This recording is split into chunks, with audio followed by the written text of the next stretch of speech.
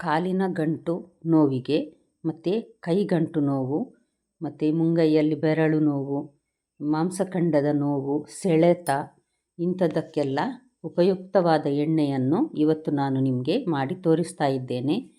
ಇದು ನಾನು ಹೇಳಿದವರಿಗೆ ಮಾಡಿ ಅವರು ಒಳ್ಳೆಯದಾಗಿದೆ ನಮಗೆ ಇದರಿಂದ ಅಂತ ಹೇಳಿದ್ರಿಂದ ನಾನಿದನ್ನು ನಿಮಗೆ ಎಲ್ರಿಗೂ ಉಪಯೋಗ ಆಗಲಿ ಅಂತ ತೋರಿಸ್ತಾ ಇದ್ದೇನೆ. ಸರಿ, ಹಾಗಾದರೆ ಹೇಗೆ ಮಾಡೋದೆಂದು ನೋಡುವ. ನಮಸ್ತೆ ಫ್ರೆಂಡ್ಸ್, ಗುಡ್ ಫುಡ್ ಲ್ಯಾಂಡ್ ಚಾನಲಿಗೆ ನಿಮಗೆಲ್ಲರಿಗೂ ಆತ್ಮೀಯ ಸ್ವಾಗತ.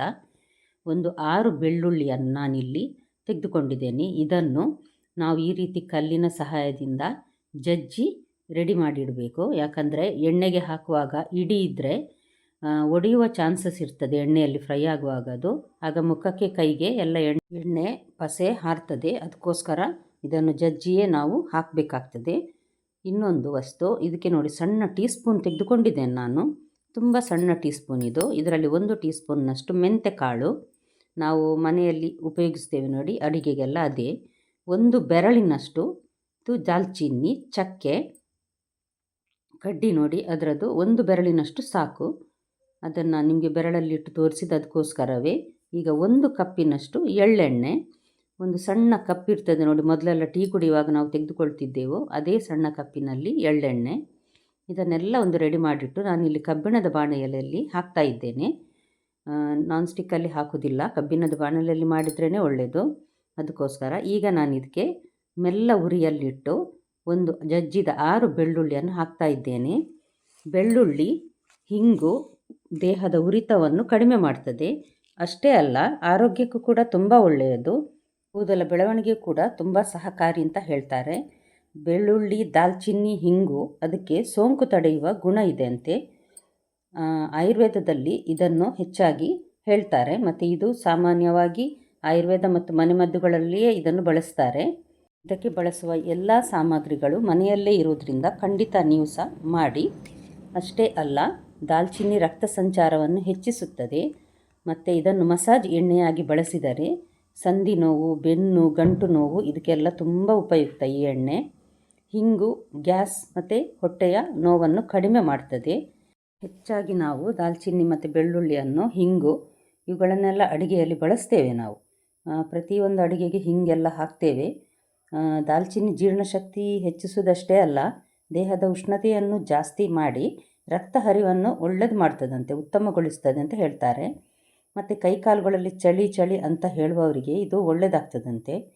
ನಾನಿದನ್ನು ತುಂಬ ಸಮಯದಿಂದ ಉಪಯೋಗಿಸ್ತೇನೆ. ಈ ಎಣ್ಣೆ ತುಂಬ ಒಳ್ಳೆಯದಾಗ್ತದೆ.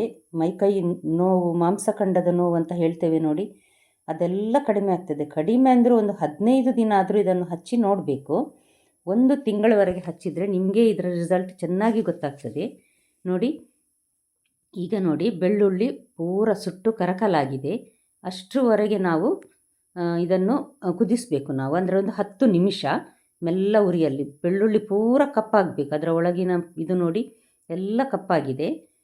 ಕೊನೆಗೆ ನಾವು ಒಂದು 2 ಚಿಟಿಕೆಯಷ್ಟು ಹಿಂಗು ಹಾಕಿ ನಂತರ ಗ್ಯಾಸ್ ಆಫ್ ಮಾಡಿದರೆ ಸಾಕು. ಆ ಬಿಸಿಗೆ ಹಿಂಗು ಚೆನ್ನಾಗಿ ಅದರಲ್ಲಿ ಬಿಸಿ ಆಗ್ತದೆ ನೋಡಿ. ಎಣ್ಣೆ ರೆಡಿ ಆಯಿತು. ನಾನು ಇದನ್ನು ಸ್ಟ್ರೈನ್ ಮಾಡಿದ್ದೇನೆ. ಕೈಯಲ್ಲಿ ಎಲ್ಲಾದರೂ ಗಾಯ ಇದ್ದರೆ ಹಚ್ಚುವುದು ಬೇಡ, ಗಾಯ ಇಲ್ಲದ ಕಡೆ ಹಚ್ಚಬಹುದು. ರಾತ್ರಿ ಮಲಗುವ ಮೊದಲು ಇದನ್ನು ಹಚ್ಚಿ ಬೆಳಿಗ್ಗೆ ಸ್ನಾನ ಮಾಡಬಹುದು. ಸ್ವಲ್ಪ ಹೊತ್ತು ಮೈಯಲ್ಲಿದ್ದರೆ ಒಳ್ಳೆಯದಿದು. ಅದಕ್ಕೋಸ್ಕರ ಮೊದಲ ಬಾರಿ ಬಳಸುವಾಗ ಮಾತ್ರ ಒಂದು ಸಣ್ಣ ಚರ್ಮದ ಮೇಲೆ ಪ್ಯಾಚ್ ಟೆಸ್ಟ್ ಅಂತ ಒಂದು ಮಾಡ್ತೇವೆ. ಅಂದರೆ ಬೆರಳಲ್ಲಿ ಒಂಚೂರು ಕೈಗೆ ಹಚ್ಚಿ ನೋಡಿ, ತುರಿಕೆ ಇಂಥದ್ದೇನಾದರೂ ಆದರೆ ಖಂಡಿತ ಉಪಯೋಗಿಸಬೇಡಿ. ಆದರೆ ಇದು ಯಾರಿಗೂ ಆ ರೀತಿಯ ಒಂದು ಇದು ತುರಿಕೆ ಅಂಥದ್ದೇನು ಬರಲಿಲ್ಲ ಇಷ್ಟರ ತನಕ, ಹಾಗಾಗಿ ಮಾಡ್ಬೋದು ನೋಡಿ. ಇಲ್ಲಿ ನಾನೀಗ ನಿಮಗೆ ತೋರಿಸ್ತಾ ಇದ್ದೇನೆ ಕೈಗೆ, ಗಂಟಿಗೆ ಯಾವ ರೀತಿ ಹಚ್ಚುವುದು ಅಂತ. ಇಲ್ಲೇನಾದರೂ ಮಸಲ್ಸ್ ನೋವಿದ್ರೂ ಸಹ ನಿಮಗೆ ಅದೇ ರೀತಿ ಹಚ್ಬೋದು. ಮತ್ತು ತುಂಬ ಒತ್ತಿ ಸಹ, ಅಂದರೆ ತುಂಬ ಒತ್ತಿ ಮಸಾಜ್ ಮಾಡೋದು ಬೇಡ.